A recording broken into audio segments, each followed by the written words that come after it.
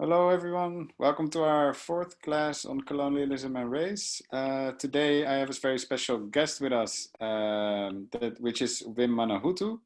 And today we will talk more about the Moluccan migration history to the Netherlands after the Second World War. And what kind of narratives were dominant at the time, which questions surrounding policy were there, their social position, how did they organize themselves, amongst other questions. So to tell you a little bit more about Wim Manuhutu is a researcher who did his doctoral research in Amsterdam about the relationship between the Netherlands and its former colonies, Indonesia and Suriname. And he is also, he has been the director of Museum Maluku, in which he curated different exhibitions on the Moluccan history, culture, and current events. And he developed the museum as one of the few ethnic museums in the Netherlands. And from 2000 to 2004, Wim was also the chair of the Commission History Migration within the project Heritage Minorities. And from 2004 to 2008, also chairman of the Netherlands Museum Association. And yeah, all in all, he has done much more and a lot. But all in all, he gave a stronger voice and visibility to migrant communities within the Netherlands and heritage sector. So I'm honored to have him here today. Welcome, Wim. So to start off this interview, before we really go into the migration history of the Moluccans to the Netherlands, I was wondering, maybe you could tell us a brief history of Maluku itself and the relation to Dutch colonialism, and maybe, about the cultural and ethnic compositions on the islands before, we talk about the migration to the Netherlands. So the students have a bit of a context. Sure. Big challenge will be to give a brief and concise overview, obviously, but the Moluccas have been part of, one might say, global trade networks for hundreds of years prior to the arrival of Europeans, because two of the most valuable spices of the time, cloves and nutmeg, were only to be found in the Moluccas.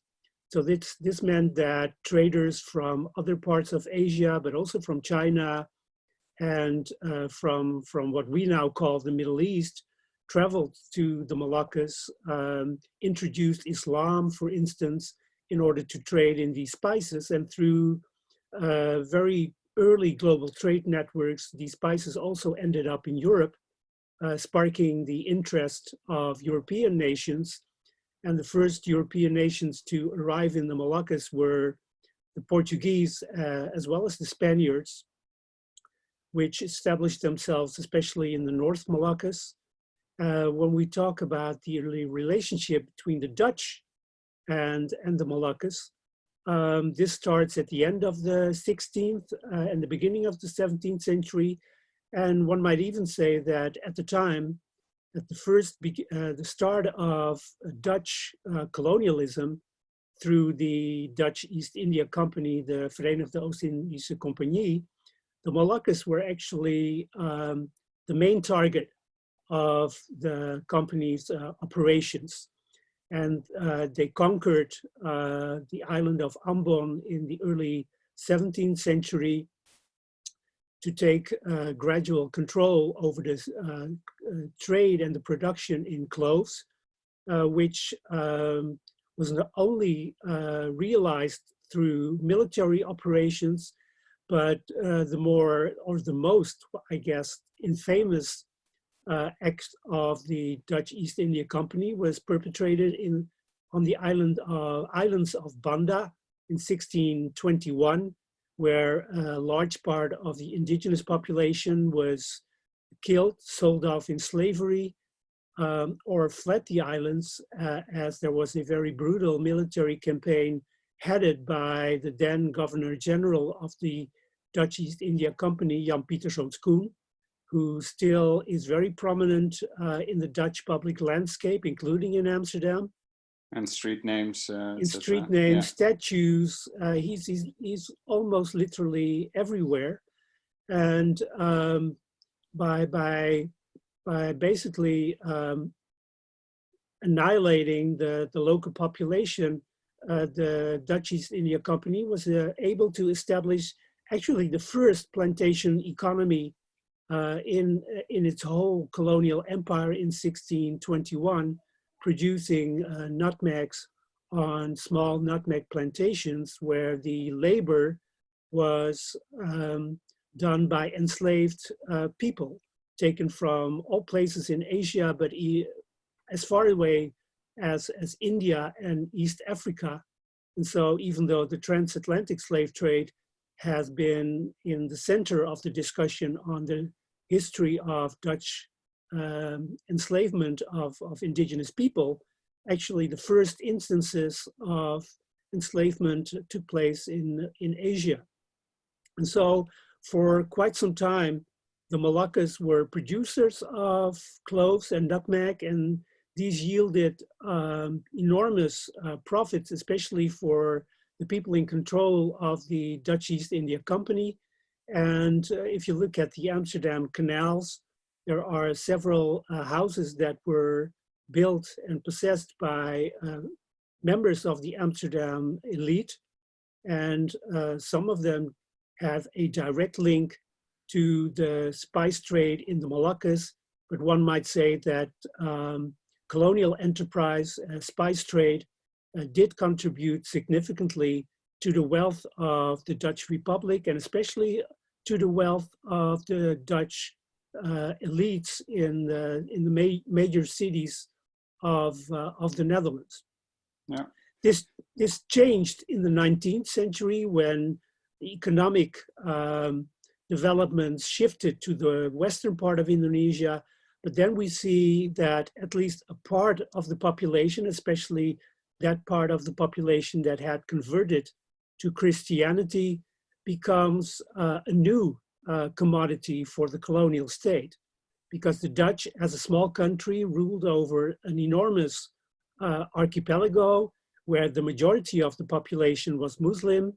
And so according to imperial divide and rule politics, the Dutch were in search of minorities to use and to instrumentalize for their colonial policies. And so we see that Moluccans, and at the time people talked about Ambonese, Ambon being just one of the islands in the Moluccas, but it was the center of administration, were employed as clerks, as teachers, and also as military personnel. And even though the large majority of the colonial army, when it came to the indigenous troops, consisted out of Javanese Muslim soldiers, these Christian Ambonese, as well as the Christians from Manado and Timor, were used as sort of elite troops because, and this was openly discussed in policy papers, it was felt that at least if you have a significant number of Christian soldiers, these soldiers you can also use whenever you have doubts about the trustworthiness of your Muslim soldiers. No, that's clear, and I think also very interesting that you mention. You mentioned several things which I think are interesting for our students as well. One of which is the slavery that started in Indonesia, because indeed in our course most of the attention has been brought to the slavery in the Caribbean area. And maybe for the students to give an indication, if you look at terms of numbers of enslaved, both slavery in the East and in the West was comparable in numbers. I think for the Dutch going up to the around 1.5 million, if I'm not mistaken. So in that sense, the size was also very significant of this slavery. And I think another element you mentioned that is interesting and important, which we had in our course, is that for colonialism to work, it was not only the element of violence, but also using Christianity, education, and these kind of hierarchies, one of which you now explained in the Moluccan Islands. It was putting the Christian Moluccans higher up in the hierarchy in comparison to native or Muslim communities. So maybe then, now that we have a picture, it was an economic, it was the economic dimension, and then also the Christian and bureaucratic dimension, and the military dimension there in the Moluccas. So what happened after the Second World War, when these things were in place and powers shifted, independence war started to break out? What happened? What was the context? Why did then in that period a group of Moluccans started to migrate, and which specific groups of the island started to migrate to the Netherlands? Yes. Well, if you see what happens as Japan occupies Indonesia, this whole idea of invincibility of Western and white power is crushed, right? And the Japanese mobilize Indonesian society. They give opportunities to Indonesian nationalists, which also included people from the Moluccas. This idea that Moluccan people have always been loyal to the Dutch is, to say the least, one-sided.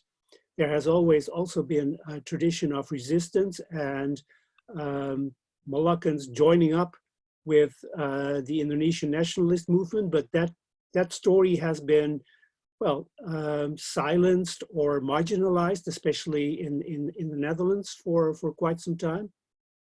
But as World War II ends, well, the Dutch try to reestablish themselves in Indonesia, which leads to a 4-year war with increasing pressure from the international community on the Dutch to basically give in and accept Indonesian independence. And to this very day, of course, this is still something that is debated, right? When does Indonesia become independent?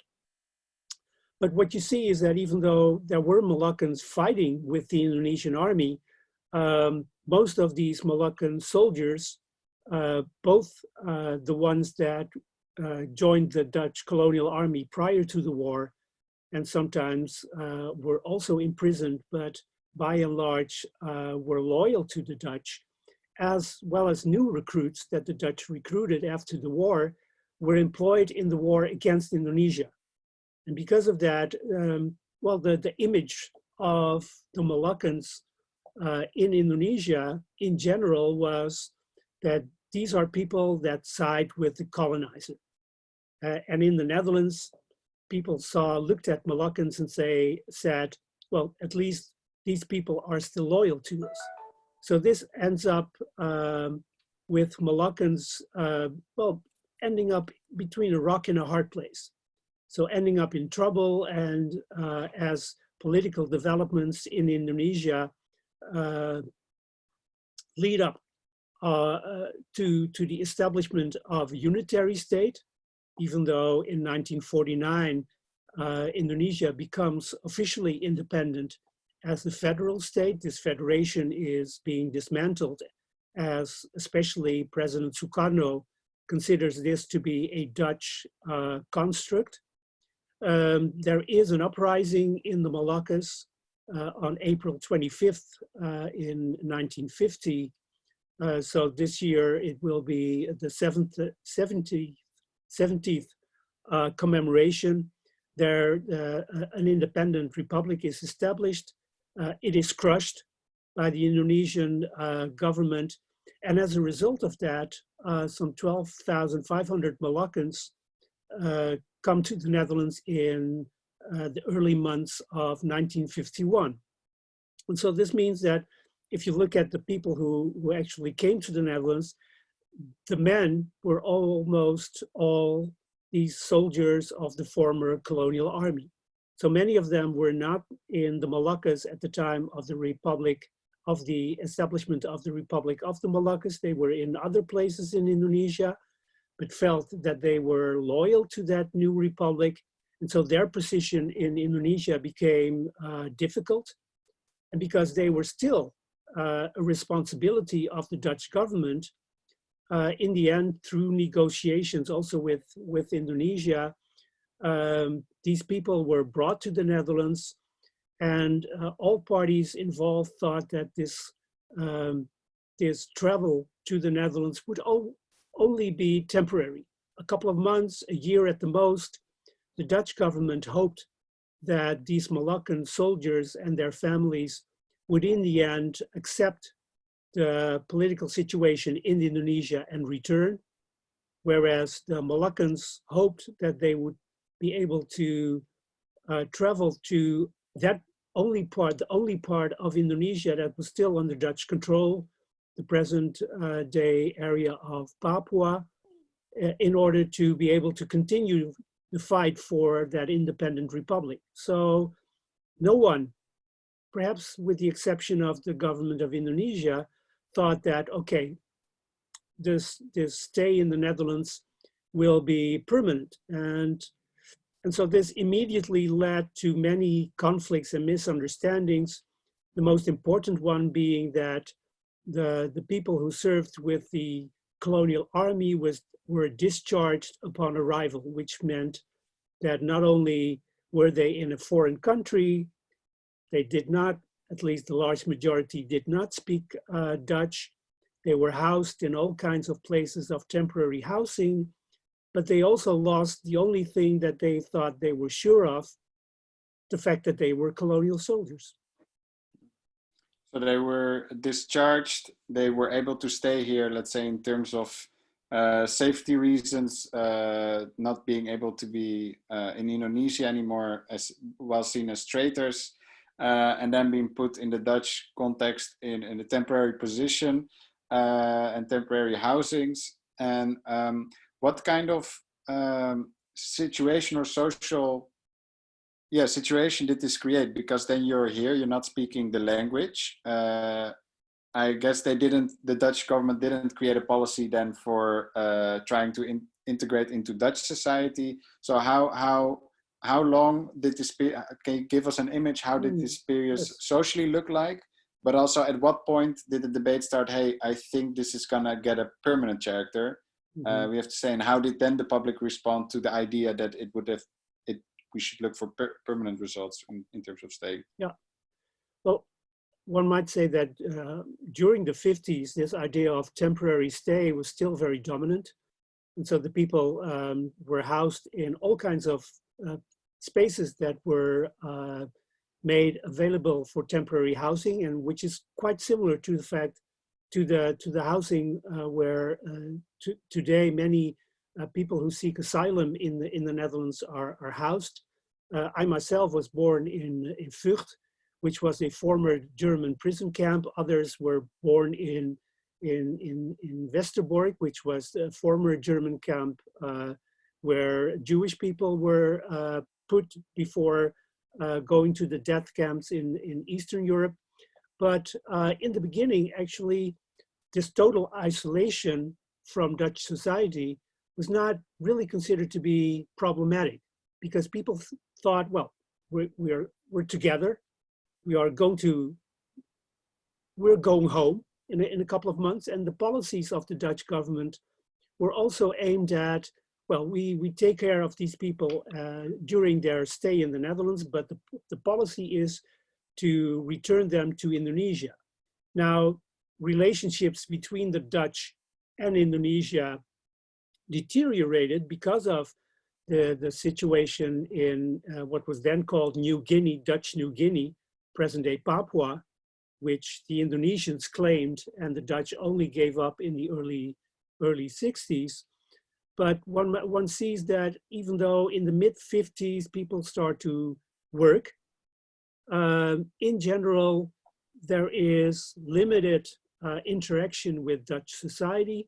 If you look at the reactions within Dutch society, you see that especially the more conservative Christian section of society feels sympathy towards Moluccans, but there is this huge, one might say, cultural gap, even though the majority of the people that ends up in the Netherlands is Christian. The language is a problem. It is a problem also for second generation Moluccans, so children that are born in the Netherlands in the 50s and also in the 60s, where their parents speak Malay at home, while in school, Dutch is the language of education, and that really thwarted the educational career of many second generation Moluccan Dutch. There is a shift at the end of the 50s, the beginning of the 60s, where the Dutch government says, well, the chance that these people will leave within a couple of months or years is diminishing. The housing situation is bad in these temporary camps, so people need to move. But the government said, well, the cultural gap and the social gap between the Moluccan community and Dutch society is still big. So if you relocate them on an individual basis, this will lead to trouble. And this is why in more than over 60 foremost smaller and mid-sized towns and villages in the Netherlands, special Moluccan wards were created. And so people moved out of the camps into a ward, mostly smaller, where they had, well, a neighborhood that consisted exclusively of Moluccan families. In Dutch, we call this Molukse wijken, Moluccan neighborhoods, right. Basically, yeah. Right, I lived in one of these places for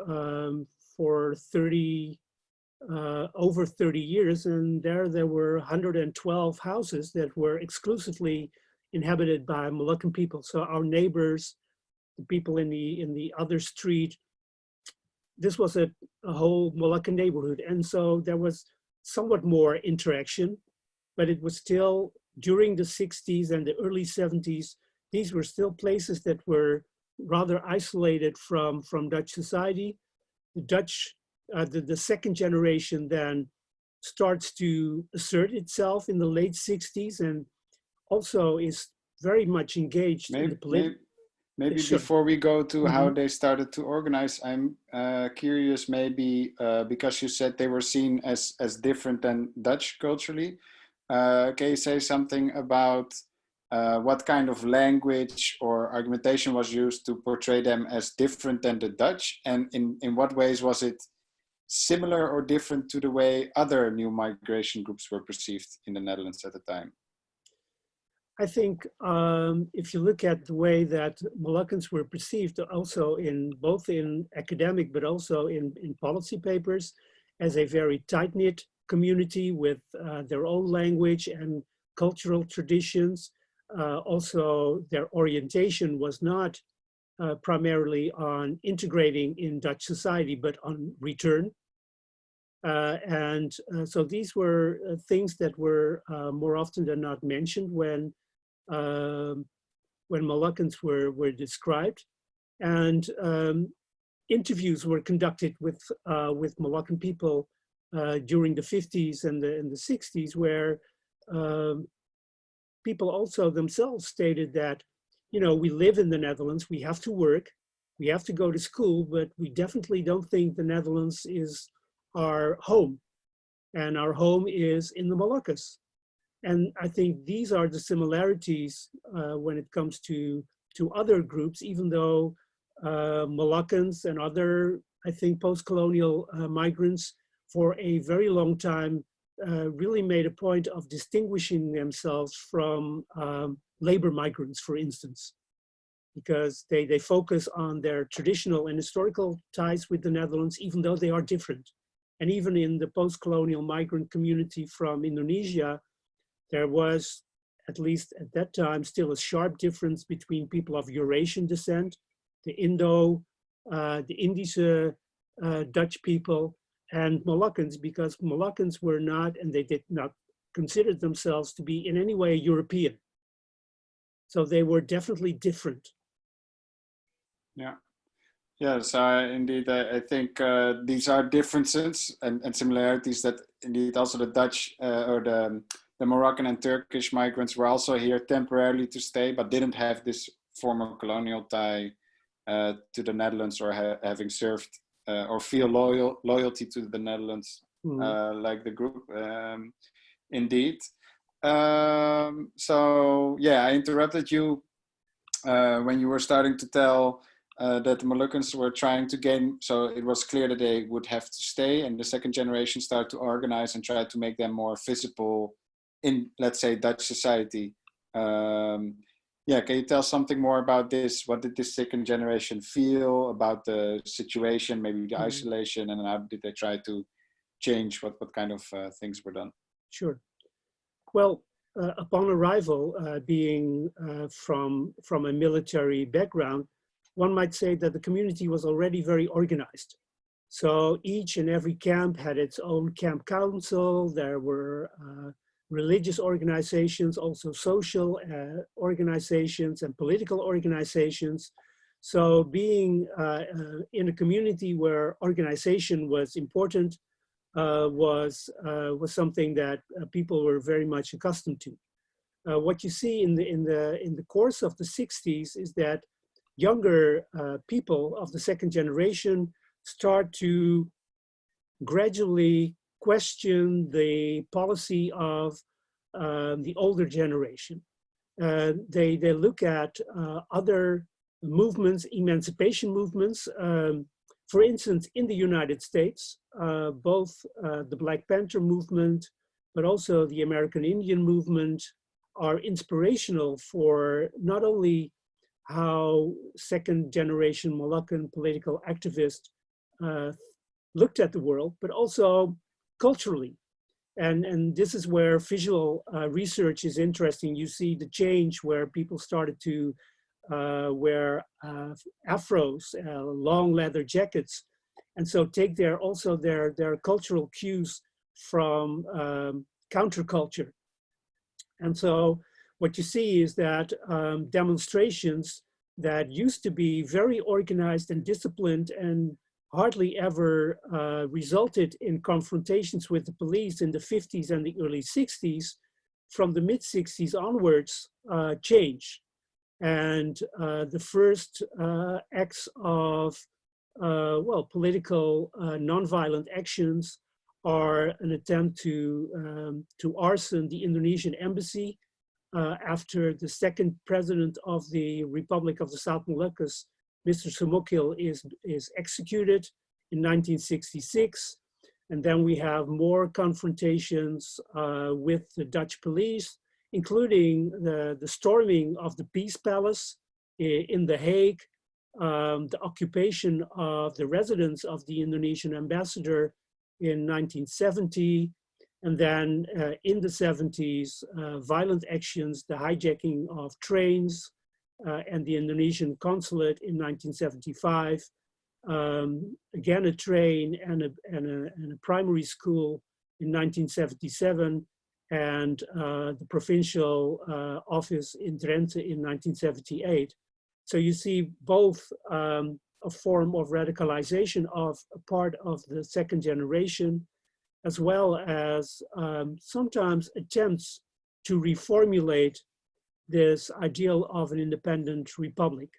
And especially in 1975, young Moluccans were very angry when Suriname became independent, not because of the fact that it became an independent country, but because of the fact that the Dutch Queen said each country has the right, of each people has the right to self-determination.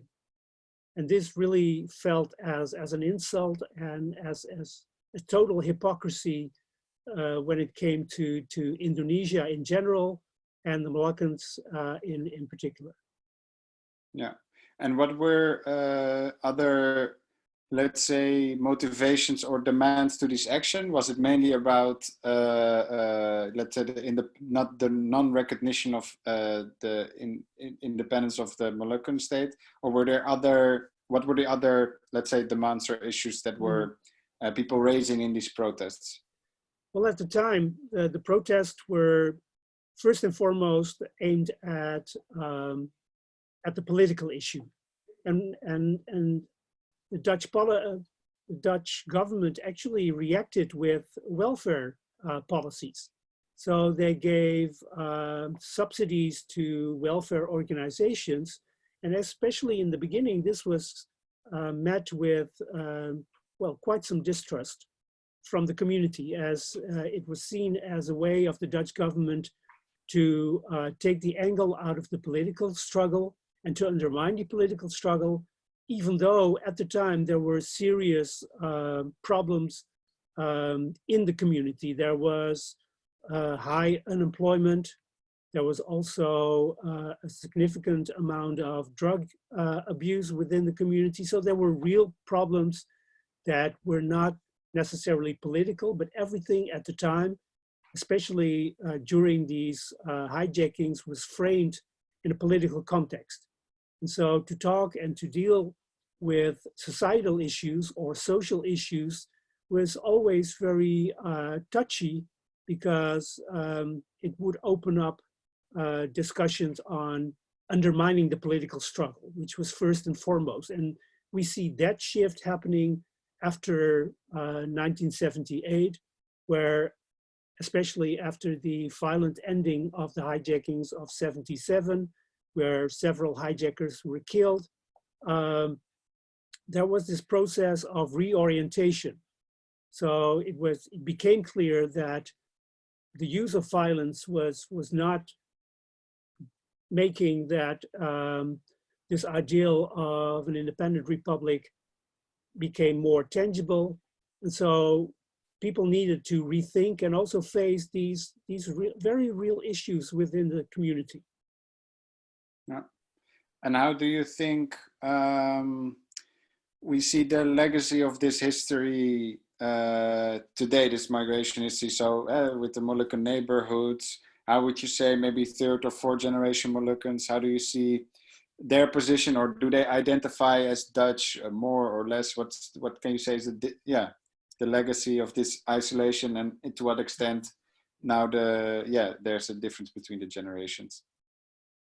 Well, it's definitely clear that third and fourth generation Moluccans have become more westernized.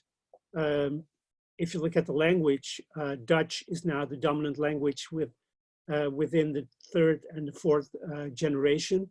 At the same time, if you would ask them, they would probably still self-identify at least as partly Moluccan. But I think this whole notion of identity and how you self-identify has also changed. In the 70s and in the 60s, people still operated on the notion of very static, essentialist notions of identity. You were either Dutch or Moluccan. And of course, when faced with that choice, the large majority of people would say, well, if I have to choose, I'm definitely Moluccan. And nowadays, people are becoming more and more at ease saying, well, I'm Moluccan, but I'm also Dutch, and I'm also Surinamese, because there is a significant number of Moluccan third and fourth generation that have mixed parentage.